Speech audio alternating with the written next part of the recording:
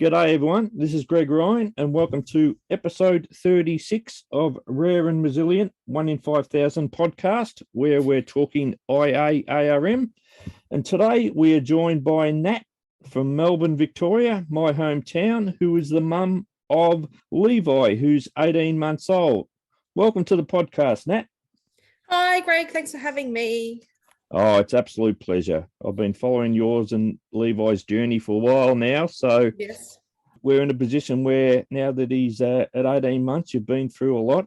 And for the parents of newborns who would just starting their journey, I think it'd be great to hear from someone who's just, not far into it themselves. So do you want to just start talking about your story with Levi and how your journey's been?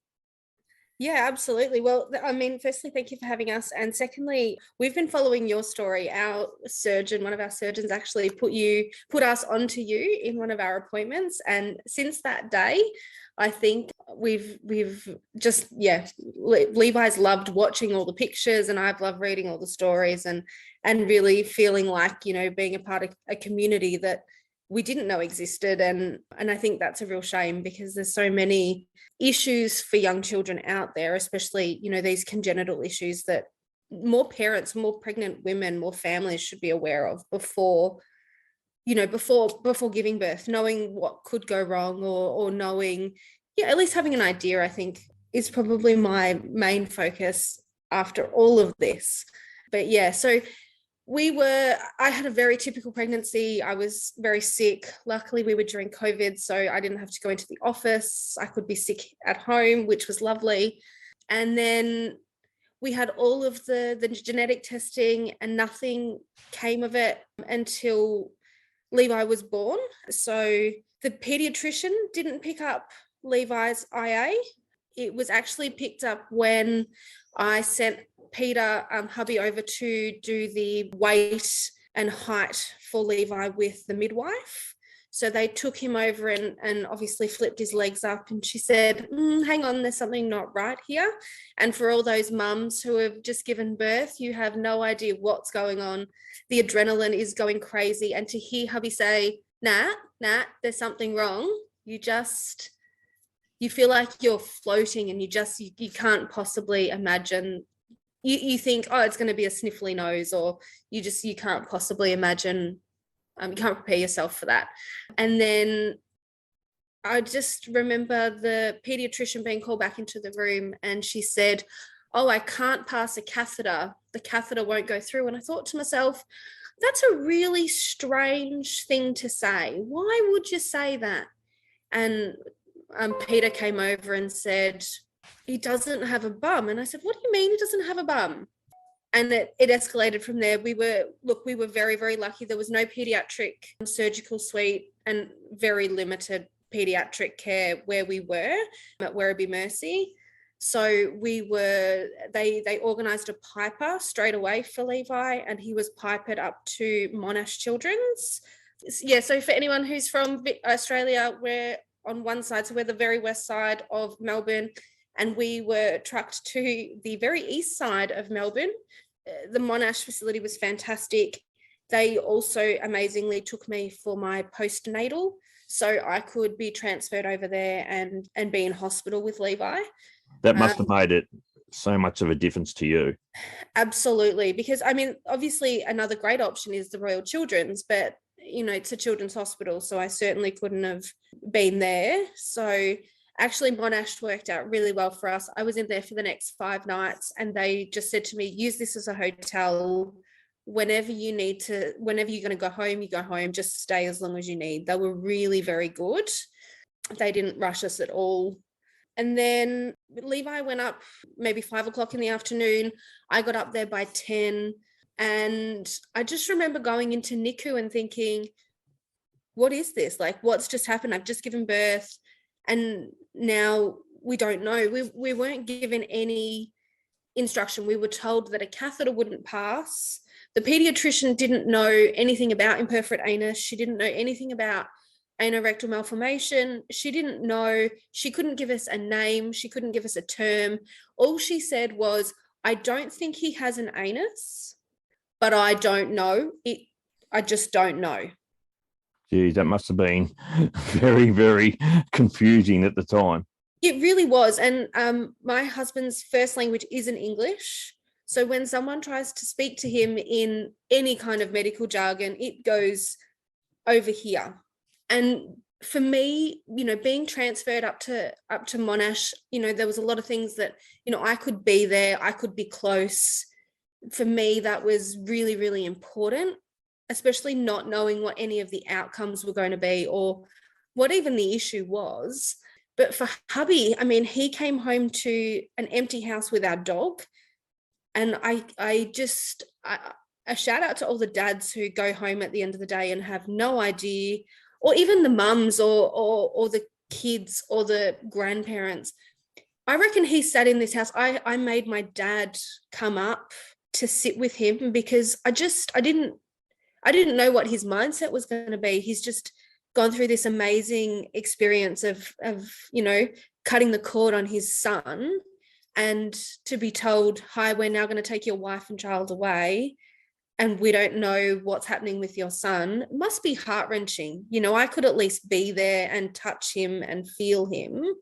I think that in the beginning, that was probably the hardest thing for me because we didn't have any answers, and I'm a very logical, rational person. So I did the Google MD. I was going to say, did you do the Google search?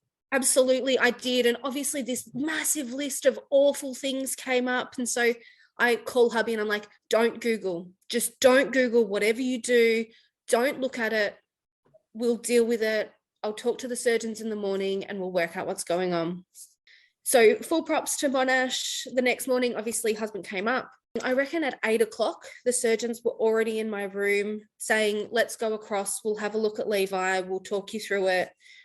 I know they're pediatricians. I know that's what they do. But the connection that they had with me immediately was amazing. They were caring, loving. We're here. We don't know the extent. We're going to fix it. We do this all the time. It's common. They gave me a name. They gave me a place to go. They gave me a counselor. They said, whatever you need, we will be there for you. Here's a lactation consultant. This is how often we're going to feed him. This is what we're going to do. They were so informative, even though they too didn't know the extent of anything. They straight away said, it appears that he has an imperforate anus, and we don't know the scale of it yet. There is also, they said, we don't want to scare you, but there is also this other term called Vactral, which, as everyone in this community knows, goes along with it or can go along with it. We're going to run every test possible on this scale to see what the effect is. And this is going to take a few days, but please be patient. They gave me direct telephone numbers and they were wonderful. Oh, that's fantastic. Yeah. So I was very, very lucky with the team that we had. So that was day 2. So that was a Saturday. They came back to me at lunchtime on Saturday and said, we're operating tomorrow. He'll be in surgery by 7 a.m. And I was just like, what are you talking about? I don't know what do you mean? What does this mean? And so, yes, so Sunday morning, he went in for his colostomy. So we got his stoma. That was the most horrific thing. Anyone who's ever seen their 3-day-old have a cannula inserted, I think I stood in the corner of the room and cried because they literally called me at 6 a.m. and said, we're doing pre-theatre prep. You need to come over. You can walk him over to the theatre. So again, they were fantastic. I quickly got up and ran over. Wish I had missed the catheter part, but that's fine. Yeah, so then we walked him over to theatre and obviously went back to my room and just waited. But the anaesthetist came over during that cannula insertion process and actually ran through with me the 2 options, depending on where the site was, what they needed to do. So I was given 2 options. One option was he'd come out with an epidural, which would mean he wouldn't be on any medication when he came out and he'd be awake, or he'd come out under anaesthetic and I'd meet him in recovery. So I was given 2 options. Both were the same. It just depended. And I was really glad for that, because in NICU, when he came out, the other little girl in our room had had the exact same procedure, but she had come out with an epidural, and Levi did not come out with an epidural. So had I sat in that room for long enough, once he was out of recovery, I would have been thinking, hang on, why is he different to her? Is this good? Is this bad? I'm a massive overthinker. So for me, that was really important, their communication. He came out really well. We've been so lucky with everything that has happened. He came out well on no pain, or he had one shot of pethidine, but other than that, no pain relief. Just such a little trooper, like no crying, just happy, no pooing. Unfortunately, it took us a while to get there, but that's fine. So does that mean to go for you to use the bag? Yes. So we had a colostomy bag. How long did it before he voided? It took us, it was 3 days before he voided. I imagine that would have been pretty stressful at the time. It was, because it was over COVID, and I'm pretty sure it was the March long weekend. They didn't actually have any pediatric stoma bags on site. So we had no stoma bag, and they gave me a child stoma bag, but they didn't have any infant ones. So they gave me a child stoma bag. On the Tuesday, everything came in and it was no issue.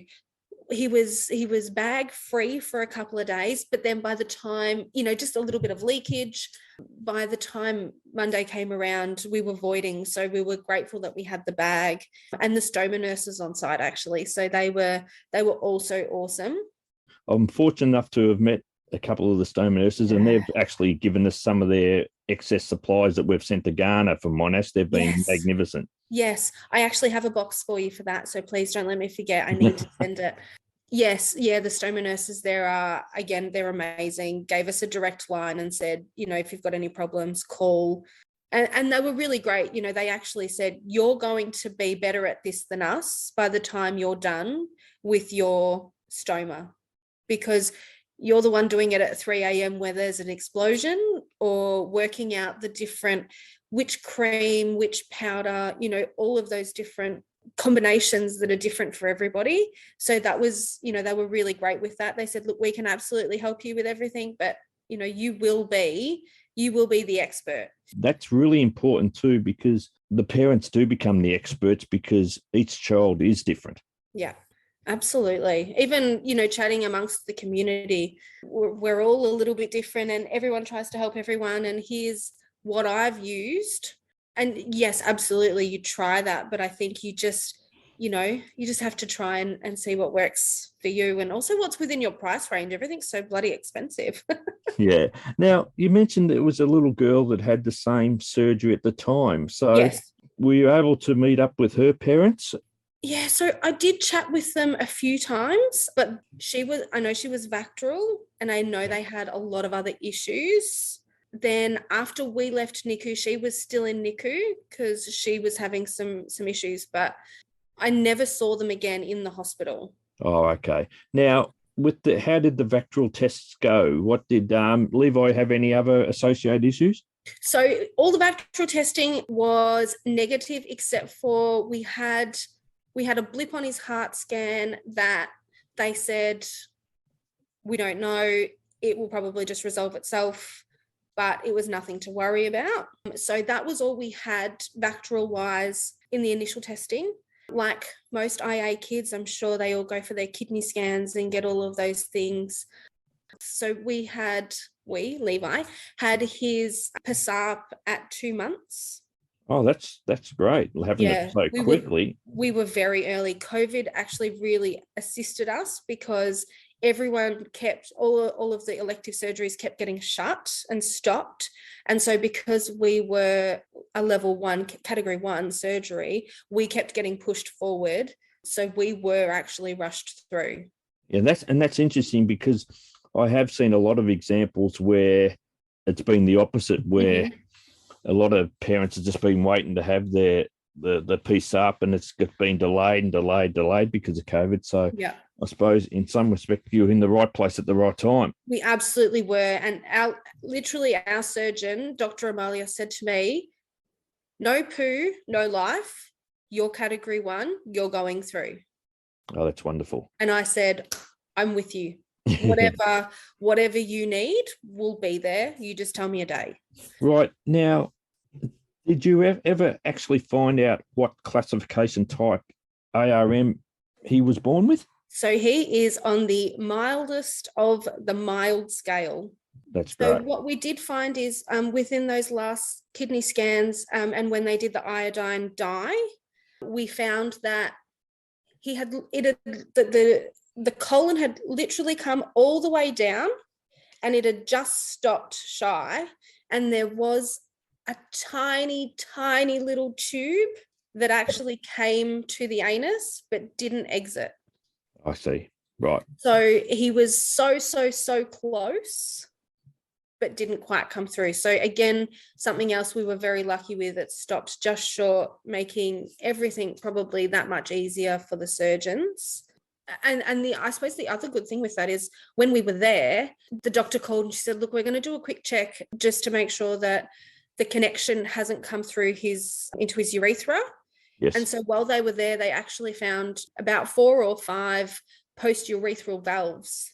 So that ended up being the only Bactrial thing that we had, the only combined action that we had. So yeah, so they shredded the valves, which seems to have held. They've done it. They've gone back to check a couple of times, and it all seems to be fine. Bladder works well, but yeah, so we were very lucky that they did that. 2, checked. We were rushed through.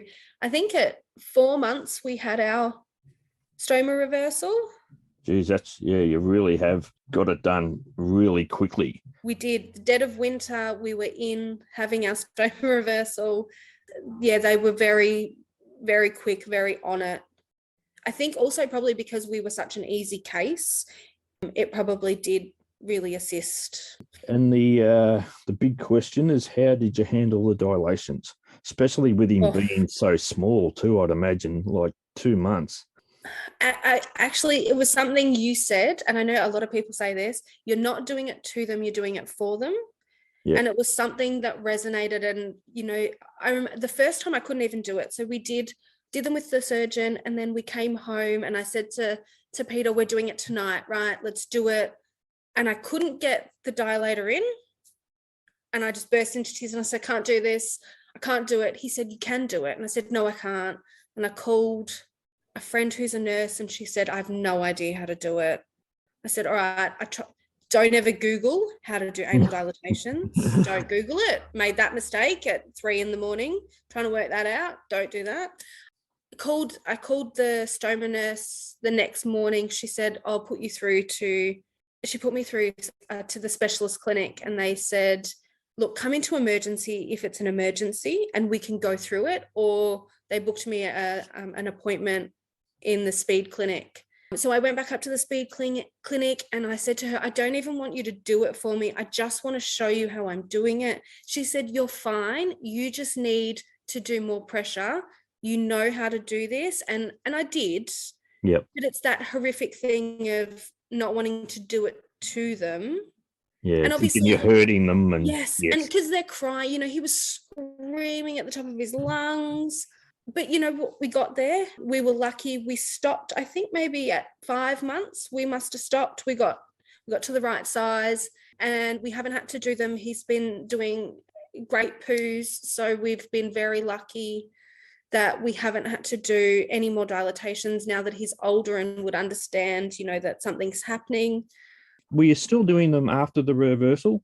Yes. You were, yeah. When you said 5 months, I thought, yeah, that must have happened.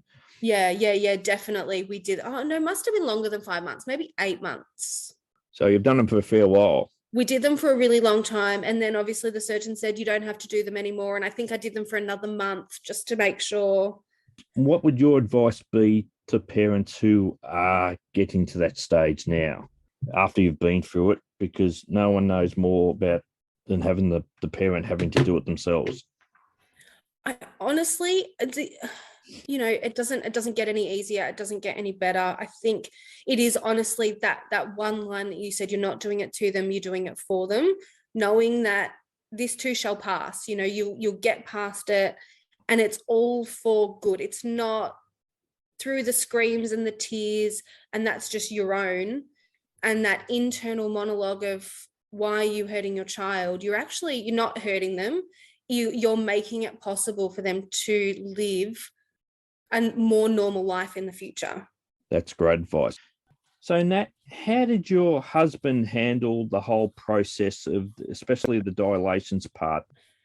Look, Peter was great. He didn't actually physically do any of the dilatations. We did it as a team every step of the way, in that he always held his legs and I did the dilatation. He did everything else. He changed bags, cleaned up all the explosions, everything like that. The only reason he didn't do it is because we thought that if there was one good cop and one bad cop, then we at least had that. So that was the way we kind of played it. Even though Levi was very little, it was always me. I was in the hospital all the time with him. I went to all the surgeons. So because it was COVID, there was only ever one parent allowed. So Peter knew the action that needed to happen. He knew how to do it. He just never did it because we were always together, because we were in lockdown and all of those things. So we were probably very lucky in that instance, but he would have done it if he had to. Yep. Sometimes I think it was harder for him because I was holding the dilator, which meant I was in control. He was just there holding scrambling legs and watching tears. So yeah, sometimes I think it was probably harder for him than it was for me. But I also, through everything that we've done together with Levi, we have outlined what we're doing. So we've always described it. Now we're going to do the number 7. This dilation. It's going to be for 10 seconds. Here goes the lube. In it goes. 1, 2, 3. Out we come. Well done. You've done great. Let's put our nappy on. We've always talked about everything that we were going to do, so that if he ever does actually remember any of it, we were talking him through it. We told him why we were doing it. It was probably more comfort for ourselves knowing that, we were 1 month to go, 1 day to go. Now we're down to every second day. Now we're down to once a week. Yeah, I think it was more comfort for ourselves, but, it was really important for me to do it that way, because that's, if it was me, that's how I'd want it to be done. Yeah, because it was COVID time, and especially with us, we were under a fair few lockdowns. Yeah. How was it explaining to family and friends what you were going through? Honestly, we didn't tell anyone right at the start. The first month, I don't think we said anything, only because firstly, we didn't know what it was called. So, when you get that flush of text messages going, congrats, you've had a baby, is everyone healthy? And you're like, no, but I can't tell you anything, so there's no point in saying anything. So we didn't say anything for a while, and then we wanted to know what it was going to be. And then family was okay. My parents are regional in Victoria, so we didn't get to see them. So they didn't see him for the first month to 2 months. Right. So that was really tough for them. Yeah, I can imagine. But I mean, they couldn't have done anything anyway. So I think they had to resign themselves to the fact that they couldn't help. So it didn't matter. It was okay. Friends, I don't know. I think for me, I was always very open. He was born without an anus. We don't know what the steps are. This is where we're at. Yep. Peter didn't say anything to most of his friends. He told a couple of his friends. They're all in Hungary. So again, for him trying to work out that translation and make it, is very difficult. His friends were extraordinarily upset, much more upset than mine were, I suppose, for different reasons. One's a doctor, one's got 3 kids who have all come out perfectly in his image, which is really lucky for him. Yeah. Because do you think that's a cultural thing as well? And plus, because they're males? Definitely. Yeah. Definitely. And I think we were the last ones to have, in Peter's group, we were the last ones to have a child. And so I think they always thought that Peter's child would just be the most perfect little creature and they were all just going to dote on it. I don't know, it's not something you hear about, nor is it something that you think about when you're pregnant, or when you're discussing with your friends about having a child or giving birth. You know, everyone just goes, "Oh, so you're healthy, you're both healthy." No one thinks to say, was there anything wrong? Yes. Especially over here, you know, we live in such a and it's especially not during COVID, but we live in such a privileged medical world in Australia, and we're so lucky that you don't think anything's going to go wrong. No, that's exactly right. And this is a question that anyone who listens to the podcast know. How have you handled it from a mental health side of things? That's a really good question. I think for me, as I said a bit earlier, I'm a bit of a realist and I'm quite logical. So for me, I just had to say to myself, this is what we've been dealt with. If Levi can wake up every day, then I can too. He didn't, there wasn't another option. And especially during COVID, and maybe again, that was a blessing for me. There were no mothers groups. There was no maternal health nurse. There wasn't anything available to us outside of Monash that could even lend itself to me, that we just had to do it. So you were in your own little bubble, weren't you? Absolutely. Yep. And do you know what? I'm glad I kept it that way, because we were rushed through with all of our surgeries, and had I been to the shop, or had I been to a mother's group and one of us had been a close contact of COVID, we would have lost our spot in the hospital queue. And for me, that was something I could control. I could control us not being close contacts. So for me to control that, if nothing else, that was my way of dealing with it. I was not going to let anything make him miss any spot, any hospital appointment that we had lined up. Yeah, and I suppose too, not being in a mother's group situation, you're not exposed to seeing the other kids and how they haven't got any health issues, and not having to explain to the parents exactly the ins and outs of the whole thing every day. Absolutely. Yes. Yeah. No. Yeah. The first time we really had to do it was daycare, and describing, and they were baffled. They just kind of looked at me, and I said, this isn't that rare. This is 1 in 5,000. Like, you are bound to have come across another child, person, baby with this. And they're like, I've never heard of it. Yes. Do you know, that's the other big thing for my mental health, reading everyone's stories. And for us, knowing that this is one end of the scale and this is another end of the scale, and there are thousands upon thousands of stories in between. For me, I could sit there and say, all right, well, if this happens, this is what we're going to do. And if this happens, this is what we're going to do.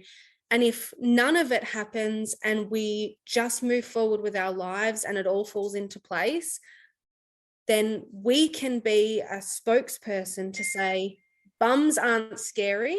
Let's talk about this more.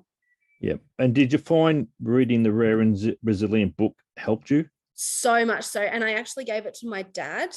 And for my dad, it was probably, my dad was in tears. He just said, I can't, this is going to be my grandson. And I said, there is stories in there that will be your grandson. And then there are stories in there that will just light the way to show us what we don't have and what we could have and what we are. And for me, it was amazing. But for my dad, it opened his eyes to what he missed in those first, 1 or 2 months that they didn't get to see him. And I sometimes think that he's probably grateful that he didn't see what it could have been. But the book just was amazing. It was so helpful and so comforting, reading it at 3 a.m. during a feed was nice. I didn't feel like I was the only person on the planet up facing problems. That's great. I can't tell you how many people have said the similar thing, that it's for the parents itself, they're reading the stories. Well, okay, this is our world. But I think for them, for parents to share it to family and friends, is there as much to say, well, you might think you know the whole story, but this is the real story. Absolutely. And And the reality is so much different. What goes on in your head when you hear a diagnosis and then you're told, but we don't know, and then you sit on a diagnosis, a never-ending diagnosis for months, going, until we get this next scan, we don't know what it is. We don't know what the scale of anything is. I can only imagine to be sat there and told something, the other end of the scale from what we had. It was hard enough for me just sitting there, and then hard enough for Peter sitting at home or sitting at work waiting for my call to say, all right, well, this is what it is. Don't Google it. I'll send you the pamphlet. Yeah. Definitely. Dr. Google is number one enemy sometimes. Absolutely. Now let's fast forward to how the little fella's going now. He is great. He is full-time at daycare because I'm back to work full-time. He loves it. Honestly, to see him, to play with him, even to change his nappy, no one would even know that he was born any different to anyone else. We went up a class recently in daycare, and they didn't pass on the information to the new room.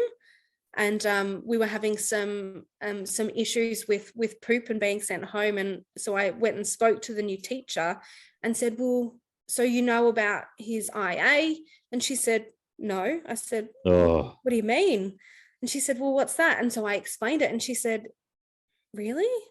She said, I would never have known. Like, she said, there is nothing about him that I would have guessed, apart from the occasional poop issue. She said, there is nothing different about him. Yeah, that's wonderful too. And so the next time we had the surgical follow-up we just had, I said to the surgeon, you guys are just the bomb. Like, no one even knows. Like, I couldn't care less if everyone knows, but for him as a person, as he gets older, to have that, and and to be able to keep it to himself and share when he wants to, I think that's going to be important for him. Yep. And so what sort of medications are you on? Is he on anything? No, we're not on anything. We're just on a bowel management plan, which we're doing for ourselves at the moment. And what's that?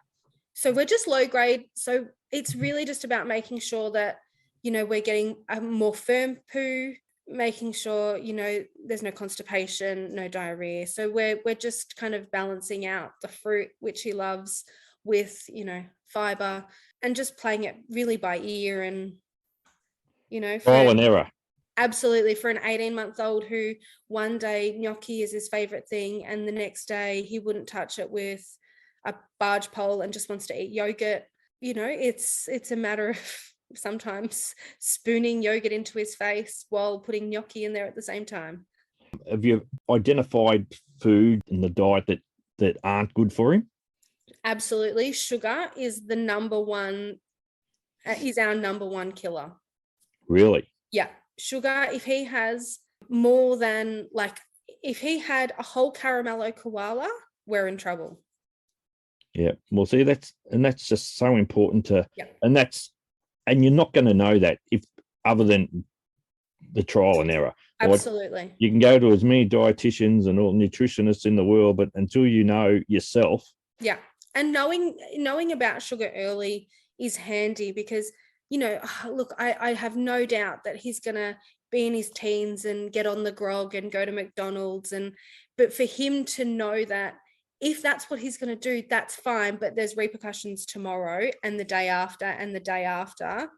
I think we're not going to put a ban on anything, but we are definitely going to say, right, well, you know what the repercussions are. This is what you need to do. Much like I think you did with yourself, if I remember correctly. If I want to have Macca's, I know that for 3 days I'm out. And if Levi chooses to do that later on, then absolutely he can do that. But at least we'll be able to give him the lines of sugar don't work for you, cereal don't work for you, pasta works for you, and whatever it might be that he can play with. So Nat, how does it feel to look back now on the last 18 months and talk so openly about it? Yeah, so I know we spoke about doing this podcast a little while ago, and for me then I wrote a big story and I put all the dot points down and where we were at, and that was a tearjerker for me. It really brought out the tears, and then listening to all the episodes, I cried through most of them. Bad thing, don't do it on the way to work, because I think that's when I did most of them. And then, but then, thinking about it retrospectively, we've been so lucky in how everything's fallen for us that it's easier for me to look at it in a positive light, because maybe we can help somebody by speaking it in a more positive light. Yeah, I don't know, I think it's cathartic for me. Well, that's great, and I can tell you definitely have spoken in a positive light, and I know it will help others. Thanks, that's great. It's my aim. Well, you've achieved it. Thank you. No, thank you, honestly. You've made me be able to talk about it in a positive light and see some positives in it, with the community. So thank you. Oh, it's my pleasure to be able to facilitate making this avenue available for everybody. That's all I'm here for. It's awesome. Thank you. So Nat, this has really been wonderful, and it's fantastic to hear such a positive story. What's your last piece of advice for anyone who's starting their journey that you've been through for the last 18 months with Levi? Just hang in there. Reach out. If you've joined the community, reach out, ask your question. There will be someone that has gone through something similar, if not the same, and we'll all, reach out and give you our responses. It might not be, exactly what you need to fix your problem, but we can at least tell you what we've tried and what worked for us. And I think just keep going. This too will pass. That it'll get better, it'll get worse, it'll get better, it'll get worse, but we'll all be there for each other, and you'll get through. I couldn't think of anything better to say than what you've summarized it perfectly. So Nat, thanks again for being so open and give parents the hope that they are looking for at the moment. It's been wonderful, and give little Levi a big hug for me when he gets home from daycare today. All right? Will do. Thank you. All right, Nat. Catch you later. Bye-bye. Thanks, Greg.